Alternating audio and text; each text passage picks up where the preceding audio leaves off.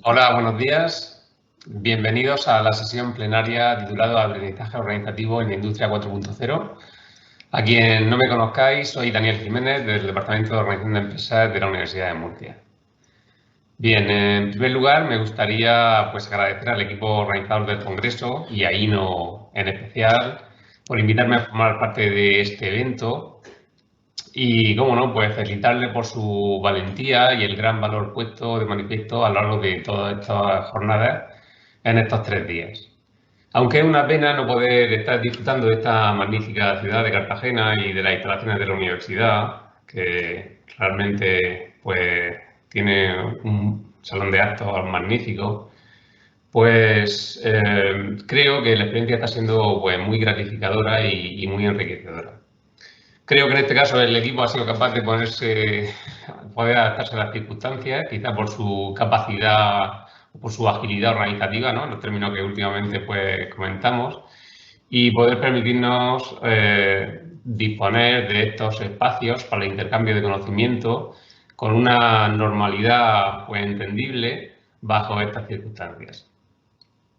Por ello no me cabe duda el cariño, el esfuerzo, el trabajo para poder desarrollarlo, pero sin duda creo que han logrado con éxito esta tarea y por ello, pues de nuevo, mi enhorabuena.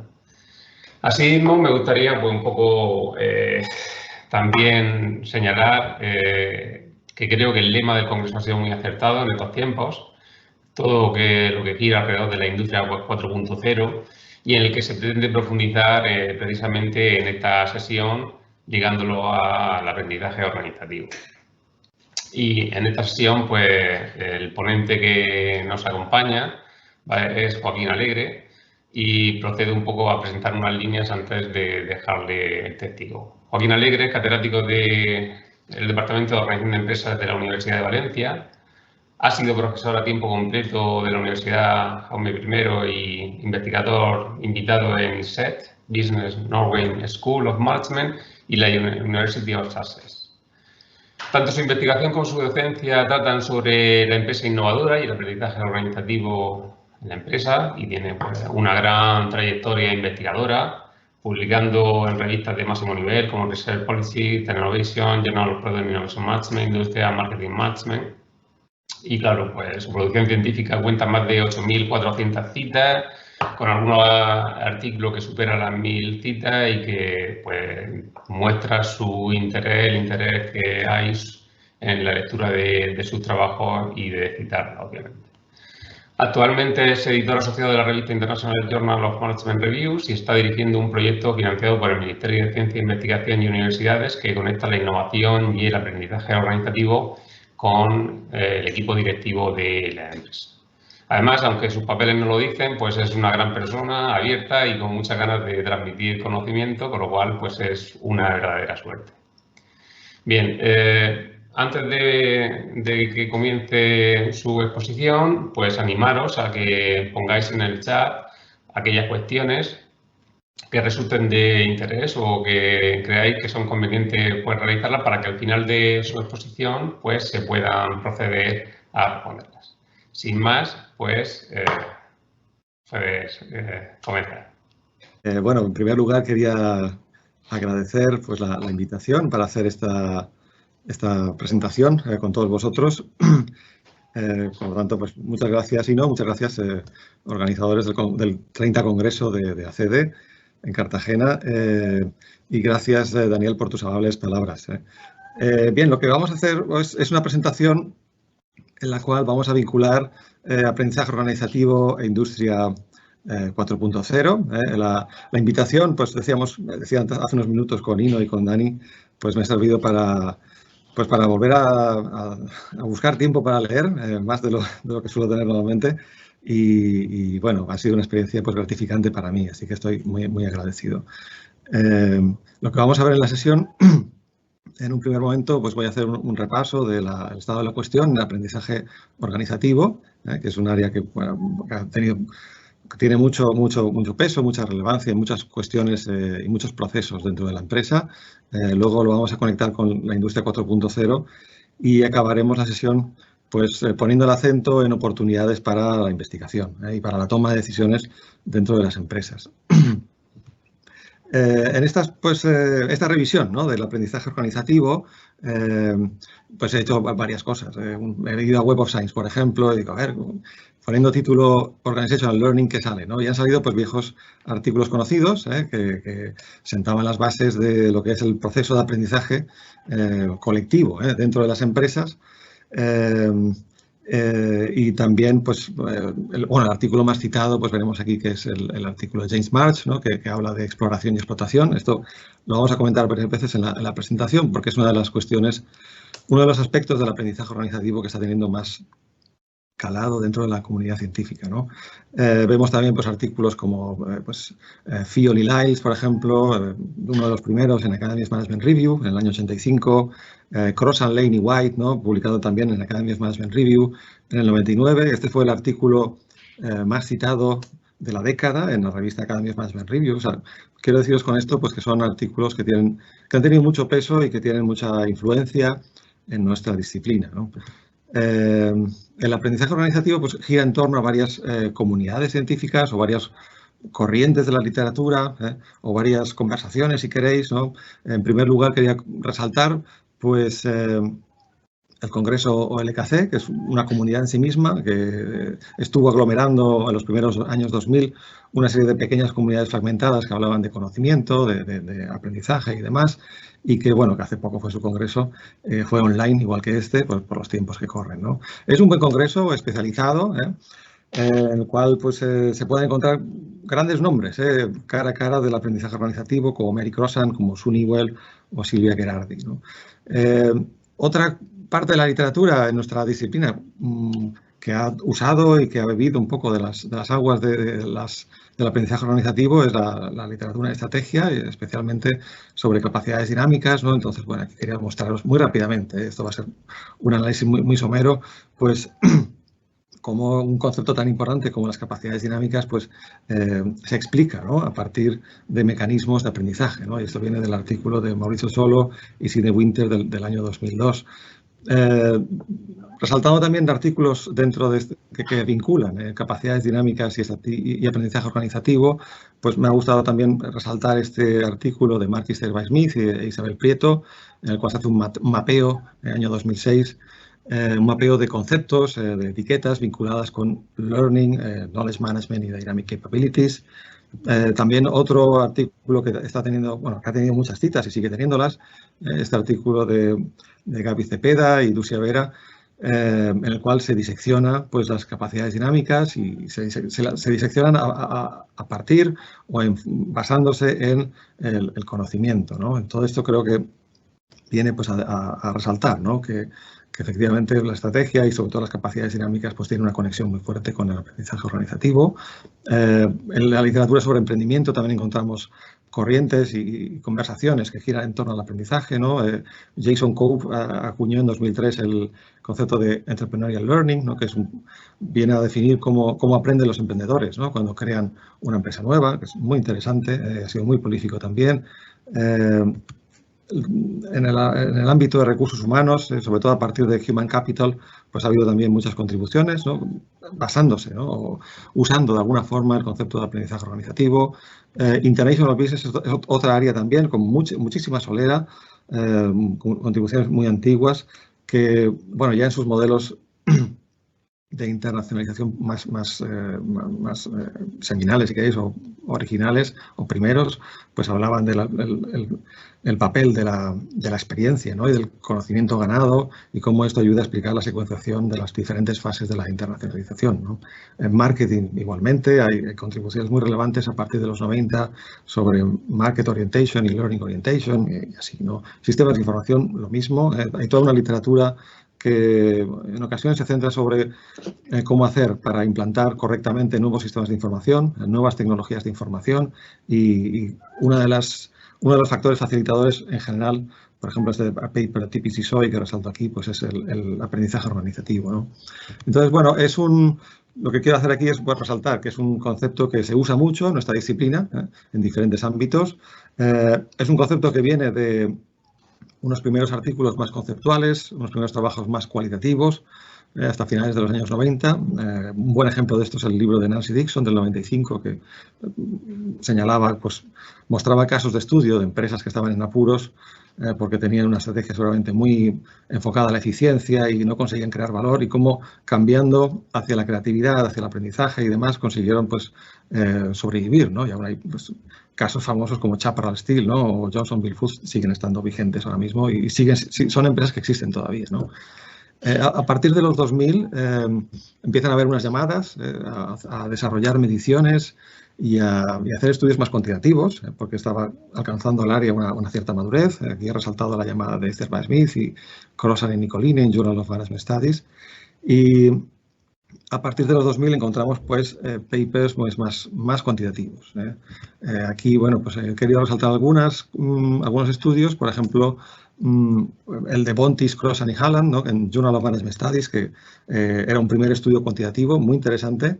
Propone escalas para medir flujos de conocimiento, para medir stocks de conocimiento. Hubo también una serie de esfuerzos también en conceptualizar y medir la capacidad de aprendizaje organizativo, que son los factores organizativos que ayudan a aprender dentro de las empresas. Son, por lo tanto, antecedentes del proceso de aprendizaje. Y aquí pues, hay estudios españoles a destacar, ¿no? Como el caso del trabajo de Pilar Jerez y, bueno, y Céspedes y Valle, un trabajo mío también con Ricardo Chiva. Hay también una serie de artículos que vinculan aprendizaje organizativo con otras cuestiones relacionadas, pues por ejemplo la innovación. Y aquí, bueno, el trabajo de Daniel Jiménez y Raquel Sanz es de los más citados en Web of Science, que lo acabo de esta misma semana lo he comprobado. Trabajos también vinculados con liderazgo, siguiendo ya una línea iniciada por la profesora Mary Crossan, ¿no? O renovación estratégica, ¿no? y más cosas.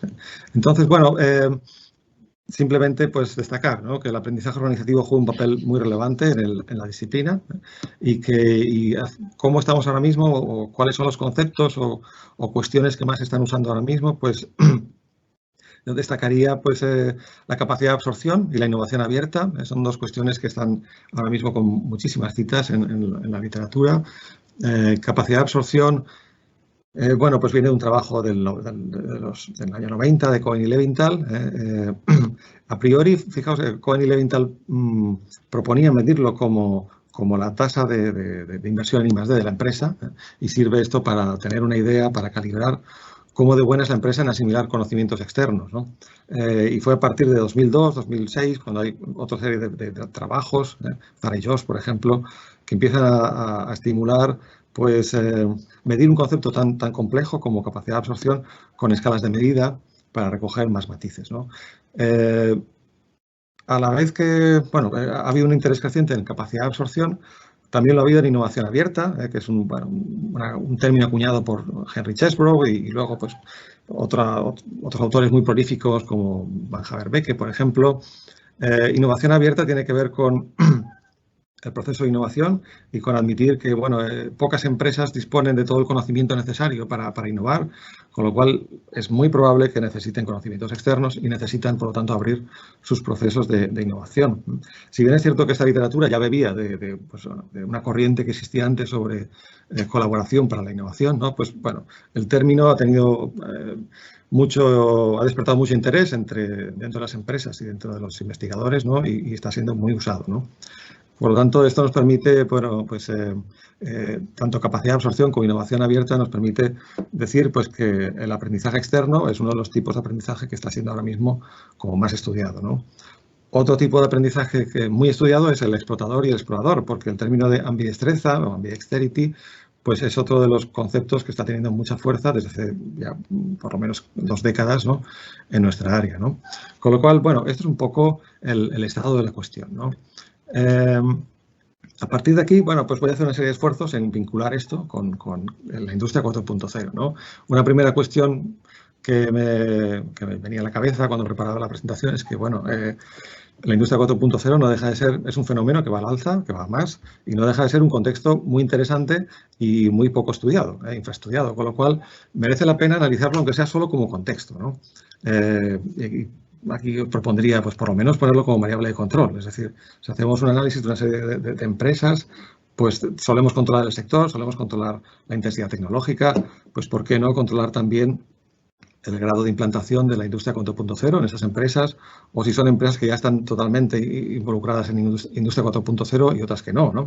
Esto es un esfuerzo que nos costaría poco y serviría para introducir un poco más el contexto de la industria 4.0 en nuestros estudios. Luego, es cierto que haya una tradición en cuanto a analizar los contextos en el ámbito del aprendizaje organizativo, vinculado con cultura organizativa o vinculado con culturas en diferentes regiones del mundo, o en prácticas en diferentes sectores, ¿no? Yo creo que podemos recoger, ahondar en esto y, bueno, por lo menos introducir la industria 4.0 como un contexto muy interesante, infraestudiado, a considerar, ¿no? Y en ese sentido hay un paper que he estado leyendo con detenimiento hace un par de meses, empecé a leerlo, muy interesante, os lo resalto aquí, dice Context is King, viene la literatura en sistemas de información, y es muy interesante porque propone cómo extender teoría a partir del contexto y cómo justificar las elecciones del contexto, ¿no? Eso nos ha pasado a todos cuando, pues a lo mejor hacíamos un estudio sobre la industria española y nos preguntaban ¿por qué en España? Y otros estudios lo han hecho en Canadá, pero no les han preguntado a lo mejor por qué en Canadá, ¿no? Y ahora esto nos pasa a veces con colaboraciones, me pasa a mí, por ejemplo, con colaboraciones en Colombia, ¿no? Y una pregunta típica de los revisores es ¿por qué Colombia, no? Bueno, creo que este paper que os señalo aquí sirve para usar el contexto, para extender teoría y sirve también para justificar contextos, con lo cual os lo recomiendo vivamente, ¿no? Ya para seguir conectando aprendizaje organizativo e industria 4.0, pues voy a hacer ahora una serie de aclaraciones, ¿no? De definiciones sobre industria 4.0 para ayudar a conectarlo, ¿no? He visto pues trabajos que lo llaman la industria 4.0 pues la cuarta revolución industrial, ¿no? Es un cambio en el cual vemos pues que hay una serie de interacciones, ¿no? Entre sistemas físicos y sistemas cibernéticos o sistemas ciberfísicos. Os he puesto aquí una pequeña, tuve que buscar qué es un sistema ciberfísico porque no lo entendía completamente al principio, ¿no? Y bueno, no es tan complicado. Dice, es un mecanismo controlado o monitorizado por algoritmos basados en computación y estrechamente integrados con Internet, ¿no? Entonces, bueno, resulta que todos nosotros en nuestro smartphone tenemos sistemas ciberfísicos y los usamos todos los días, ¿no? O un coche de última generación generalmente tiene también sistemas ciberfísicos de ayuda a la conducción y demás, ¿no? Con lo cual, aunque suena un poco a ciencia ficción, no es algo que no sea tan lejano en la práctica habitual, ¿eh? Y bueno, me gustaba también resaltar esta frase del World Economic Forum que dice que, bueno, esto está llamado a ser un fenómeno que cambie pues la forma de hacer negocios, cambie las cadenas de suministro locales y globales, que cambie la forma de hacer, de producir, de distribuir y consumir, con lo cual creo que, como decía Daniel en la presentación, bravo a la organización por escoger este lema del Congreso, bravo por centrarse en la industria 4.0, porque bueno, está llamado a tener implicaciones muy relevantes, ¿no? Aquí de forma ilustrativa, ¿no? Quería poner en la pantalla pues, una serie de tecnologías que están vinculadas con la industria 4.0. Esto lo tomo prestado de un paper recientísimo publicado por Culot y otros. Y vemos tecnologías como pues, Big Data Analytics, Machine Learning, Internet de las Cosas y así, ¿no? Otro, por ilustrar un poco cómo está el asunto, otro gráfico que me ha parecido muy interesante es el que tenemos en la pantalla ahora mismo, de Meindl y otros, publicado recientemente en Technology, Forecasting and Social Change, y hace un mapeo de estudios, de los estudios que existen hasta la fecha, ¿no? Sobre industria 4.0, y vemos que, bueno, una gran parte se centra en la fábrica inteligente, vamos a decirlo, smart manufacturing. Hay una parte también importante que se centra en los productos, productos, vamos a hacer, smart o inteligentes, es decir, que se conectan a Internet. Cada vez más artículos, más productos van a estar conectados a Internet y Internet of Things. Tenemos también una parte centrada en smart working, trabajo inteligente, trabajo conectado a Internet. Esto es muy interesante. Para el área, por ejemplo, de recursos humanos me parece súper interesante. Y otra parte importante también centrado en la cadena de suministro, ¿no? Ya sea local o global. Entonces, bueno, en definitiva, pues es un fenómeno que va a más. Estamos iniciándolo. Es un fenómeno que recibe diferentes etiquetas. Fulot y otros justamente se quejaban un poco de esto, de que hace falta hacer un esfuerzo en ofrecer definiciones que sean asumidas por todos para adelantar más fácilmente el conocimiento científico, ¿no? Se habla de Smart Manufacturing, Digital Transformation, Cuarta Revolución Industrial y así, ¿no? Y en cualquier caso es un tema, un fenómeno que puede ser abordado desde prácticamente pues, todas las secciones del Congreso accede, ¿no? Pues desde operaciones, internacionalización, modelos de negocio y estrategia, sistemas de información, gestión de conocimiento, recursos humanos, distritos industriales, ¿no? y así, ¿no? Con lo cual es un tema realmente importante. Haciendo estas búsquedas que he hecho las últimas semanas, digo, bueno, vamos a ver en Google Scholar, ¿no? Que Digital Transformation, ¿no? Y aquí encontramos como primer autor Michael Porter, ¿no? Que se ha puesto, en sus etiquetas de Google Scholar, se ha puesto Digital Transformation. Esto me ha parecido que es un signo, ¿no? De que el asunto va a ir a más, tanto en la práctica como en la investigación. Industria 4.0, pues he visto perfiles más bien ligados a la informática, ciencias de la computación, inteligencia artificial, ¿no? El primero que sale es un español, ¿eh?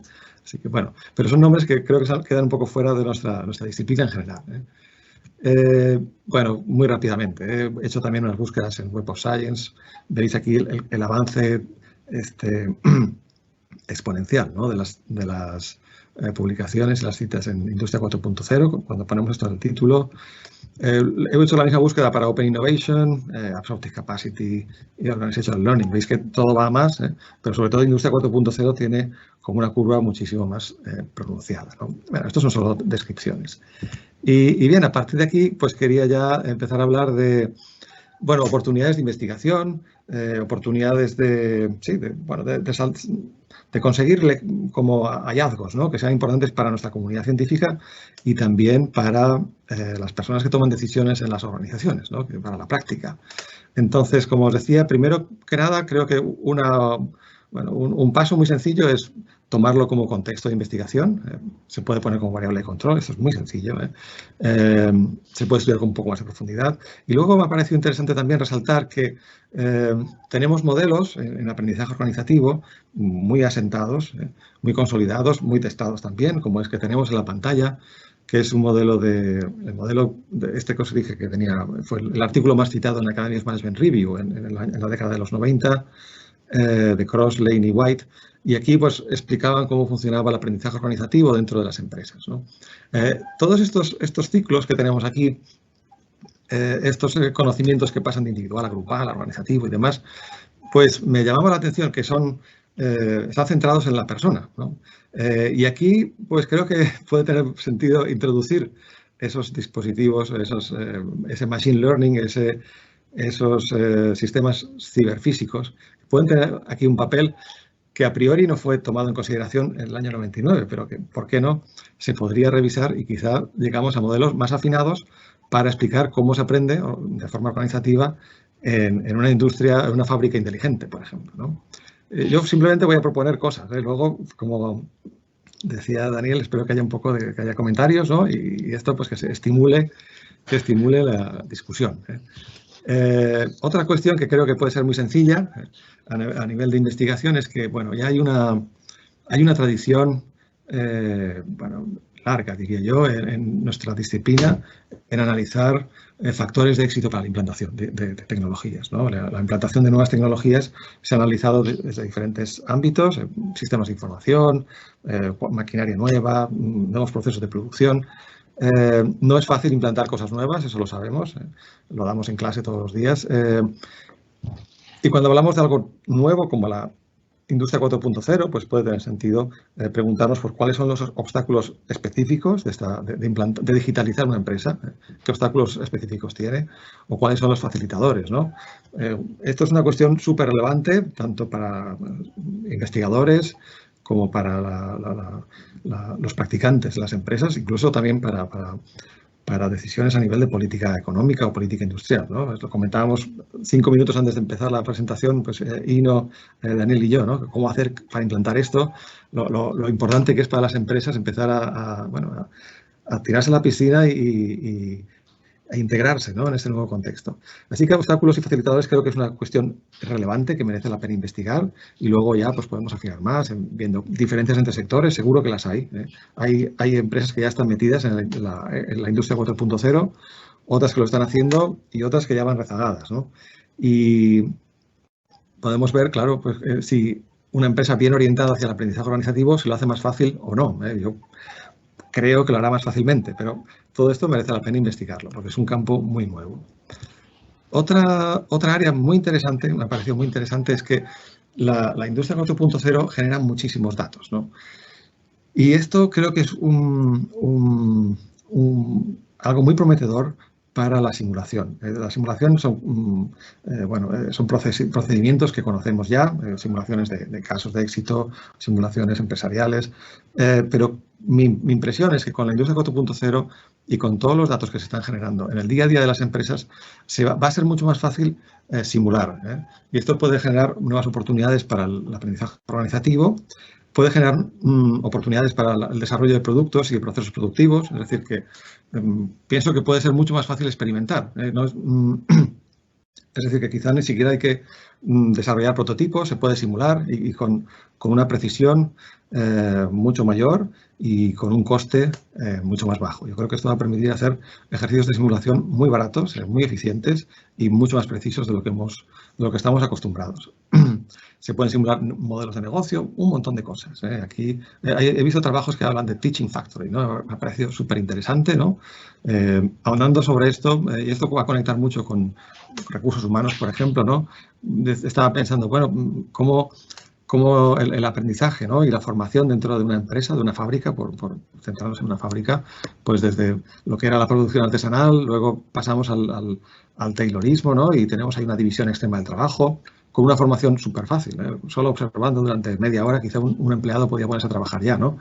Luego, cómo eso cambia, pues con el justo tiempo, en los primeros 90, la robotización y mecanización, en fin, y ahí ya tenemos empleados que necesitan más formación, ya no son empleados commodity, que da igual que sea uno que otro, sino que aquí ya empiezan a ser empleados especializados, que tienen formación, esto lo dice ya la producción justo a tiempo, formación en aspectos específicos de su trabajo y en cuestiones como calidad, mantenimiento y demás, ¿no? Todo esto, ¿cómo va a quedar con la industria 4.0? Creo que va a ser interesante. Se sabe poco sobre esto todavía, ¿no? Y el hecho de digitalizar procesos, digitalizar el trabajo, smart manufacturing, smart working, ¿esto qué implicaciones va a tener, ¿no? Para muchas prácticas de recursos humanos dentro de la empresa, ¿no? Sobre todo de las fábricas. Ahondando con esto de la experimentación, ¿no? Quería resaltar aquí también. Os he puesto en la pantalla la definición del manual de Oslo de I+D. La I+D sabéis que es algo que, bueno, es una inversión en el medio y el largo plazo, es una inversión súper interesante, pero pocas empresas lo hacen porque se fijan mucho en el corto plazo, ¿no? Y realmente las actividades de I+D son relativamente sencillas. Lo que vemos aquí es trabajo desempeñado de forma sistemática y creativa para crear nuevos conocimientos y nuevas aplicaciones, ¿no? Muchas empresas hacen cosas de estas y a lo mejor no se dan cuenta que hacen I+D.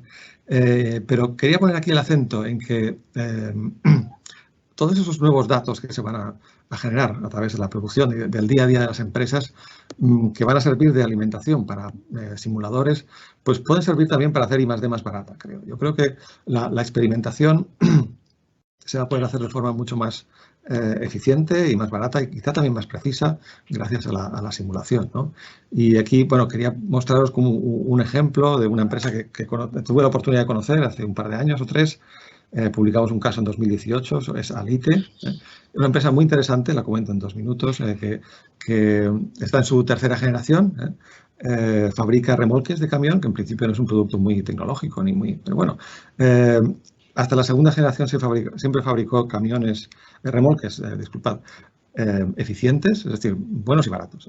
Y a partir de la tercera generación, pues quien toma las riendas de la empresa es el nieto del fundador, es una persona que ha estudiado ingeniería aeronáutica, que ha trabajado 12 años en un instituto de aeronáutica en Madrid y vuelve a Villarrobledo, que es donde está ubicada la empresa, vuelve para tomar las riendas de la empresa, ¿no? Y a partir de ahí empieza a introducir robots, ideas de la industria aeronáutica y hacer muchísima experimentación. Me encantó ver cómo, bueno, pues favorecían, fomentaban, sobre todo en periodos en los cuales la fabricación requiere menos esfuerzos, ¿no? En los cuales hay menos necesidad de capacidad productiva, pues facilitaban, desde la dirección de la empresa, facilitaban la experimentación, soldaban cosas nuevas, probaban cosas nuevas, y a partir de ahí pues están generando una gama de productos mucho más flexible, con más valor añadido, más innovadores, y se están empezando a internacionalizar y están creciendo, y bueno, es un ejemplo fantástico de cómo la experimentación puede ser útil para una empresa, ¿no? Y para generar valor.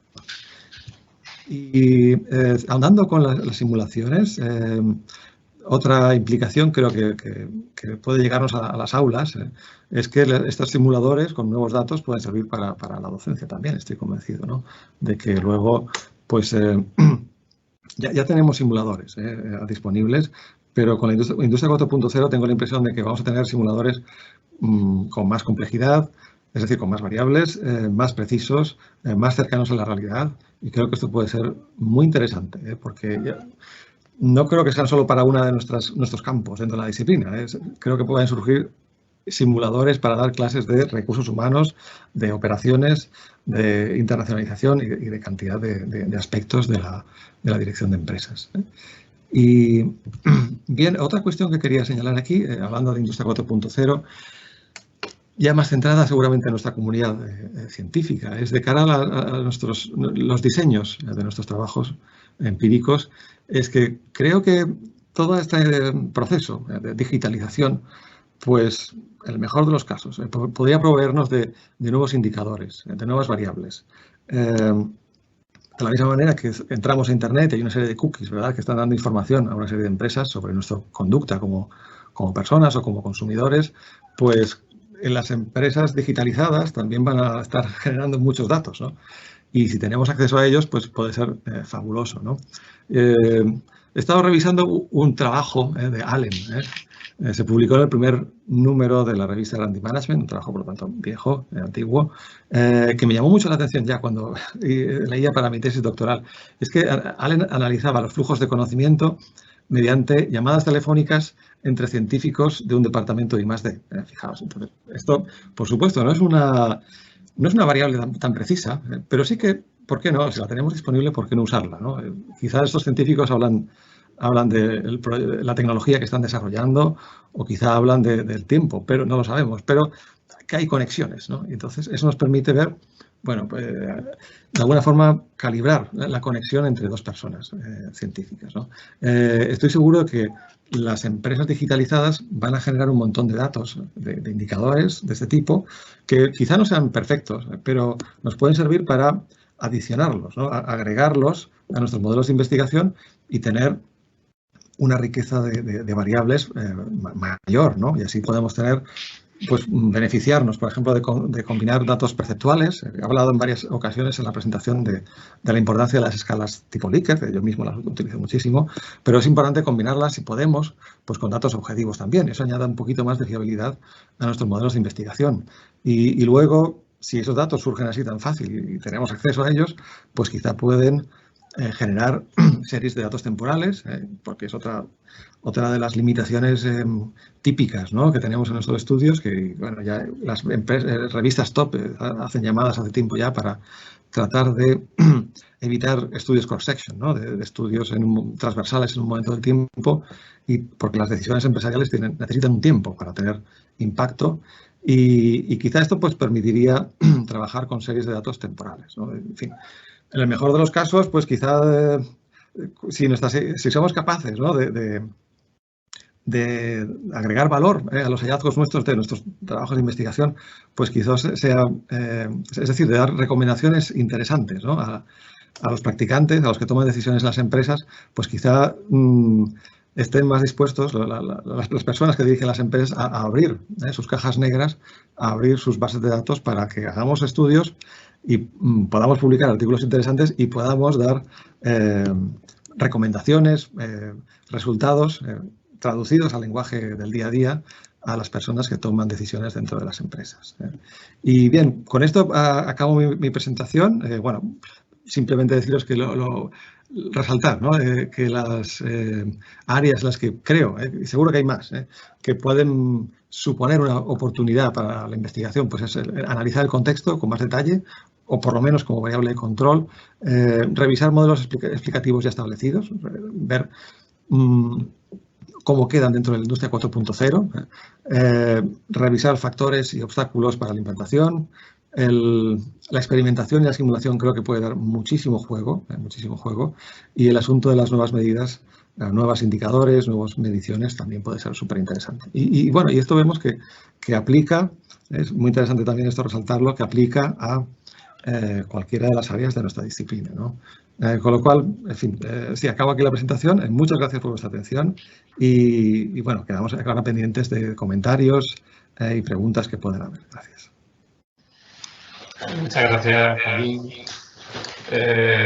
Magnífico, la verdad, que la presentación que nos ha hecho, claro, nos has dejado con los dientes largos y los que tenemos que estamos todos en este foro, pues con ganas de ver hacia dónde dirigir los próximos líneas de investigación y claro, nos ha abierto muchas ideas en las que poder abordar, ¿no? Vamos a comenzar con las cuestiones. Os animo a que las pongáis en el chat para poder transmitirlas. Ahora mismo pues hay una de Susana Rangel que dice sobre si la industria 4.0 incide en la participación en los clústeres nacionales e internacionales, ¿no? ¿Cómo podría ir? Sí, yo creo que sí que va a incidir totalmente, porque de alguna forma se pueden reconfigurar las redes.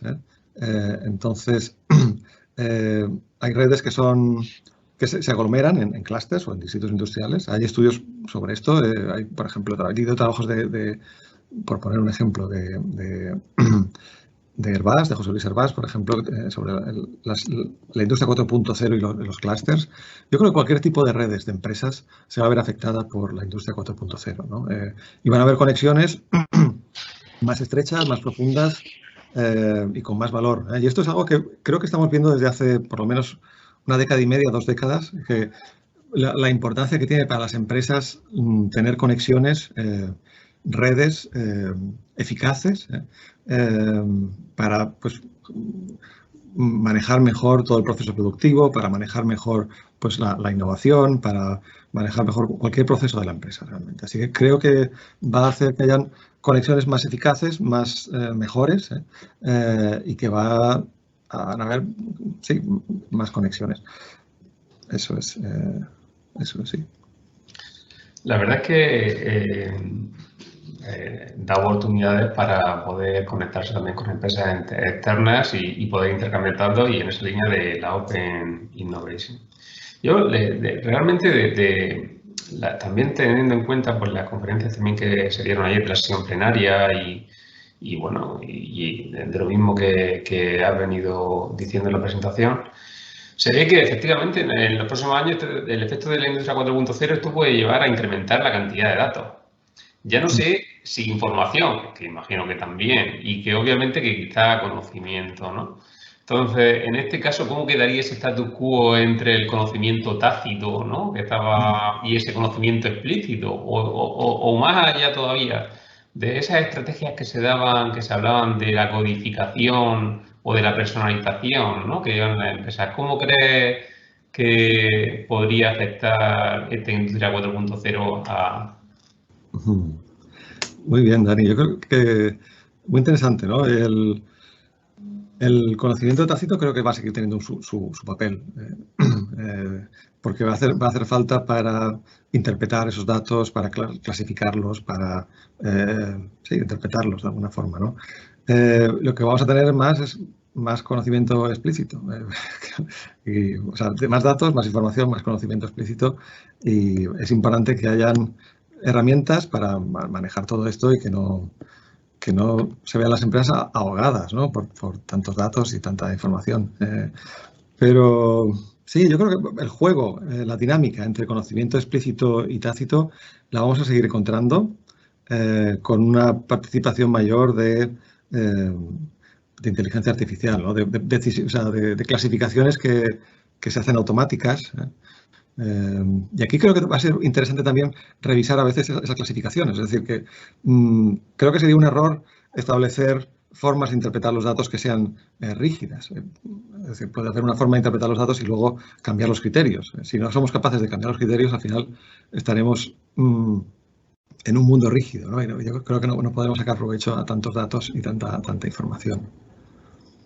La verdad es que ahí se abre un campo importante porque al final los mismos directivos pueden estar que no pueden llegar a manejar esa cantidad para tomar decisiones. Muchas veces puede ser que tantas hojas no nos dejen incluso ver pues, realmente lo importante.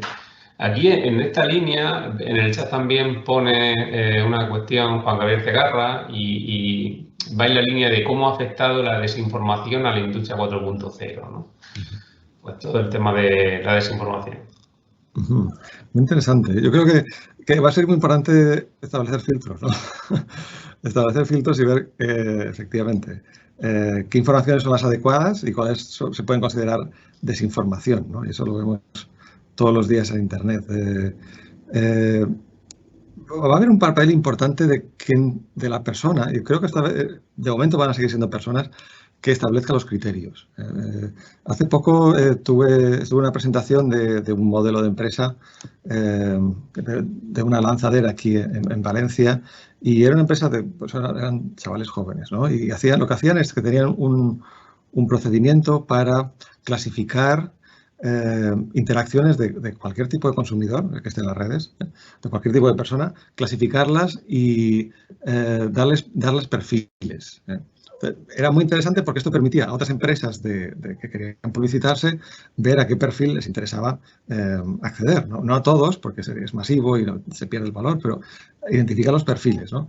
Entonces, el talón de Aquiles de este procedimiento es que los perfiles de hoy en día pueden ser diferentes la semana que viene y que quizá los criterios con los cuales se está perfilando se puedan revisar. Entonces, es muy importante aquí, en este tipo de situaciones, pues ser capaces de tener espíritu crítico, sobre todo, ser capaces de revisar lo que se está haciendo y pues para mejorarlo, para adaptarlo a cambios, ¿no? Pero, en fin, me parece muy interesante el comentario de Juan Gabriel. Es importante poner filtros y saber discriminar entre informaciones útiles y otras que no son útiles o que son incluso desinformaciones, ¿no? Efectivamente. En esta línea o parecido, también en una de las sesiones interesantes que estuvimos viendo ayer sobre el conocimiento, apareció la idea del conocimiento oculto, que hay muchas veces y en uno de los contextos pues, que algunos autores pues, están trabajando. ¿Aflorará ese conocimiento oculto como el dinero negro que aparece en otros contextos? ¿Habrá menos conocimiento oculto en un sistema de industria 4.0 donde juega tanta importancia este papel de la tecnología? Muy bien, muy interesante el comentario.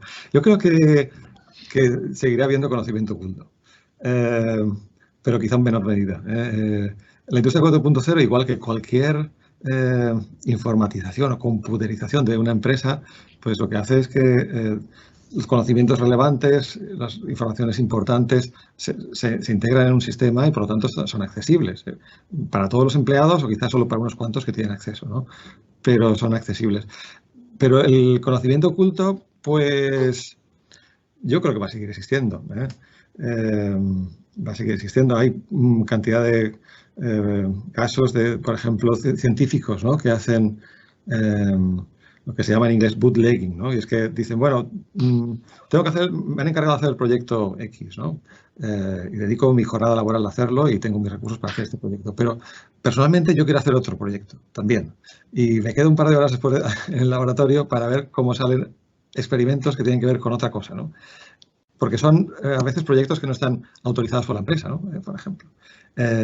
Y hay innovaciones así llevadas en secreto, o desarrollos llevados en secreto, o conocimientos que se ocultan por cuestiones políticas también dentro de la empresa, que sí, yo creo que eso va un poco con el carácter humano.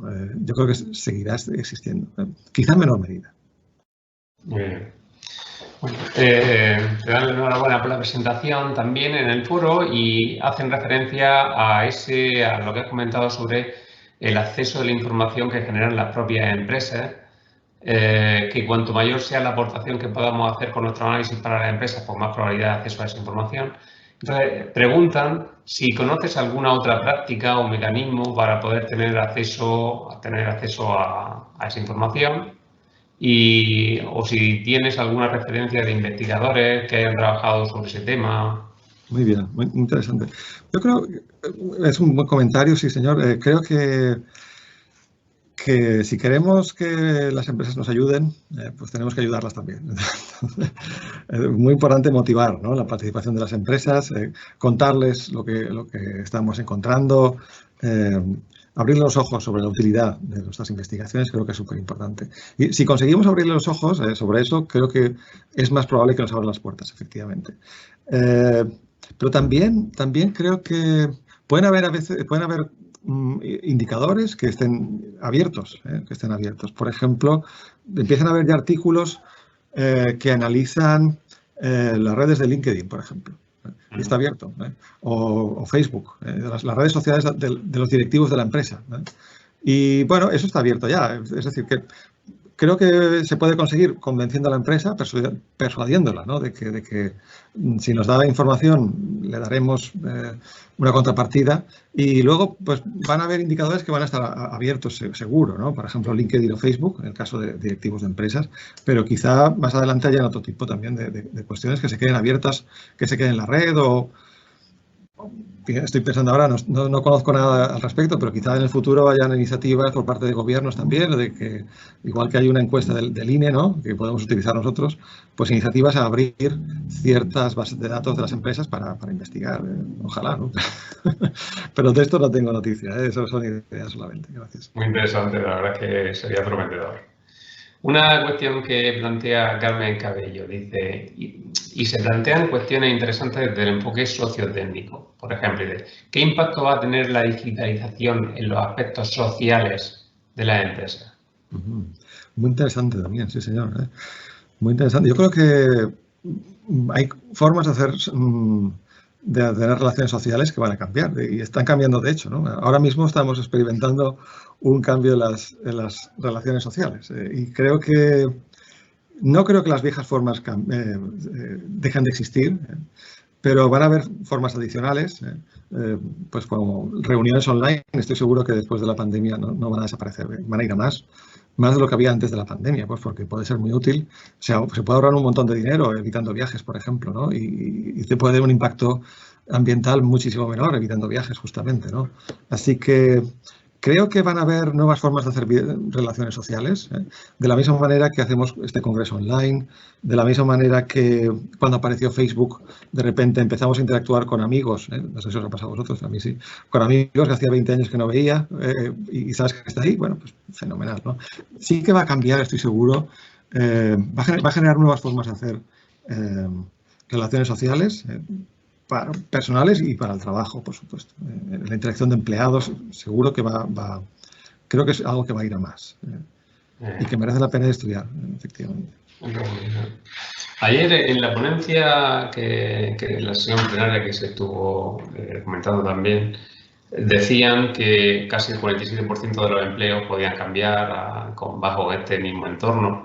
Y claro, esto plantea muchos retos también de cara a los recursos humanos. Algunos autores dicen pues, que vamos a necesitar trabajadores que tengan un mayor conocimiento, unos mayores destrezas, habilidades más de pensar, mientras que otros autores vienen a decir que lo contrario. Puede ser que estas tecnologías nos hagan más tontos, porque realmente nos están haciendo casi todo el trabajo y no tengamos que plantear. Y en esta línea, INO plantea lo siguiente. ¿Qué nuevas destrezas y actitudes deben tener las personas que gestionen el aprendizaje en la industria 4.0? Muy interesante, muy interesante. Yo creo que efectivamente, estamos en un mundo cambiante, ¿no? ¿Y cómo va a quedar esto? Pues hay que investigarlo, hay que investigarlo. Esto promete ser un cambio revolucionario, yo creo que lo va a ser. Y como todos los cambios grandes, va a tener implicaciones importantes en la sociedad y en el empleo y en los trabajos. Yo creo que efectivamente se van a destruir empleos y se van a crear empleos nuevos. Hay, bueno, dentro de la digitalización de la economía estamos viendo, por ejemplo, cómo hay, bueno, puede haber empleos nuevos en una persona que esté al cargo de la web de, no sé, Just Eat, por ejemplo, y también hay empleos nuevos que no son tan interesantes, que es la persona que lleva la comida a la casa, ¿no? Por ejemplo. ¿Y cuánto tiempo durará, ¿no? Los riders a lo mejor un día de estos están sustituidos por drones también. O sea, todo eso son cosas que veremos cómo quedan, ¿no? Veremos en cualquier caso va a ser un cambio importante, como otros que han habido a lo largo de la historia. Y bueno, lo que hemos visto hasta ahora es que normalmente hay empleos que se destruyen, otros que se crean, y hace falta un tiempo de transición para reubicar las personas. Y efectivamente, en ese tiempo de transición, pues la pregunta de Ino es muy relevante, ¿no? ¿Cómo hacer cómo puede hacer un empleado para conseguir encontrar ese nuevo trabajo que es mejor que lo que había antes, ¿no? Yo creo que la creatividad, ¿no? El espíritu crítico, muchos de los valores que van detrás de la cultura hacia el aprendizaje organizativo van a ser relevantes. Antes os comentaba el caso de esta empresa de recientísima creación, que analizaba, clasificaba usuarios de redes sociales en base a lo rápido que responden, en base a actitudes respecto a algunas preguntas de tipo a veces político, y eso les ayudaba a perfilar, a clasificar de alguna forma, ¿no? Para ayudar a las empresas de marketing, ¿no? A hacer campañas publicitarias más certeras. La persona que está al tanto de esta clasificación tiene que tener muchísimo espíritu crítico, porque esto cambia rapidísimamente y si no se puede quedar en algo rígido, que se quede, no sé, que se quede fuera, ¿no? Fuera de juego. Así que yo creo que espíritu crítico, creatividad, trabajo en equipo va a ser fundamental para estos nuevos puestos. También puede ser que, ¿por qué no?, hablar de algunas competencias técnicas, ¿por qué no?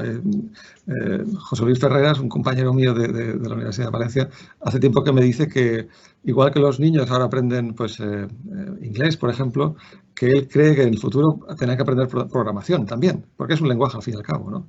Y facilita, pues, hablar inglés, facilita hablar con personas que no hablan tu idioma, pero aprender programación puede facilitar a entenderse con otros sistemas ciberfísicos, entenderse con máquinas, saber reparametrizar algunos sistemas, algunas máquinas y así pues tener esos trabajos nuevos del futuro. Pero es una cuestión muy interesante y que merece la pena que sigamos indagando ahí y aportando lecciones. Una cuestión más que se plantea, la plantea Petra de Sá, hace referencia a que realmente la accesibilidad a más datos e información permitirá tener una visión más real de lo que ocurre en las empresas. Todos sabemos que la estadística a veces engaña, por ejemplo, una media sin desviación típica nos puede dar una visión secada de los datos. ¿Qué elementos de control tendríamos que utilizar para garantizar la ética y la transparencia en el análisis de la macroinformación que surge de este nuevo paradigma del estudio de los datos? Muy interesante, Petra, muy interesante. Yo creo que es importante, efectivamente. Si hablamos de análisis de datos, de cuestiones como vamos a ver, de un proceso productivo, a lo mejor hay menos cuestiones éticas involucradas. Pero si hablamos de análisis de datos, como lo que os he comentado antes, de clasificar perfiles, sí que hay cuestiones éticas, sí que las hay. Y sí que hay cuestiones éticas a tomar en consideración, estoy totalmente de acuerdo. Y quizá haga falta pues, algún control, no lo sé, algún control para asegurarse de que estas cosas no se hacen de forma, no sé, con malicia, digamos, ¿no? De forma con maldad, no sé encontrar la palabra. Muy interesante. Y también la otra parte del comentario de Petra, estoy totalmente de acuerdo. La estadística hay que acompañarla con todos los indicadores, ¿no? Si no pueden ser casi mentiras cosméticas, ¿no? O sea, se pueden disfrazar resultados. O pueden dar lugar a la desinformación, que se decía antes. Creo que es importante que hayan formas de, quizá de las bases de datos, si los datos que generan esas estadísticas están abiertos, uno puede rehacer los cálculos. Eso sería fabuloso, ¿no? No sé si será el caso. Pero bueno, o acompañar los datos, las estadísticas con su ficha de indicadores, ¿no? O bien, si hay datos abiertos, pues se podría hacer lo que hacemos con el método científico, que es poder ser capaces de replicar, ¿no? Este estudio dice, aquí hay una estadística que dice que el 30% pasa lo que sea, ¿no? Bueno, pues yo quiero llegar a los datos y averiguar si es un 30%, un 30,5%, si es algo significativo respecto a otra variable, si tiene una desviación típica efectivamente muy grande. Pero sí, son cuestiones sobre las cuales merece la pena reflexionar, porque si no podemos estar jugando con desinformación o teniendo comportamientos no éticos. Estoy totalmente de acuerdo en que la ética va a jugar un papel fundamental también ahí, sí. Otra cuestión que también pues, suscita interés es la siguiente, la que plantea Jesús Calende, que dice: ¿van a comenzar a ser los graduados en economía ya de una especie en extinción? ¿Debemos centrarnos más en los aspectos cualitativos de la gestión? La competencia matemáticos, físicos, informáticos, entre otros, con nuestros graduados cada vez más. Muy interesante, Jesús. Yo creo que no. Yo soy una persona en general optimista. Creo que no van a estar en extinción, pero sí que es posible que necesiten nuevas habilidades, claro. Hay que tener la mente abierta y, como decía, la programación creo que es un lenguaje que no es solo para los informáticos. Esto va a ser un lenguaje para cualquiera de nosotros, que nos va a permitir pues reescribir la forma de procesar cualquier cosa. Así que creo que sí que pueden haber, todos los grados tienen que estar abiertos al cambio y que sí que pueden haber cambios encaminados a facilitar la vida del empleado, o sea, la vida en el mundo del trabajo dentro de un contexto de industria 4.0, sí, totalmente. Bueno, estamos llegando ya casi al final. Yo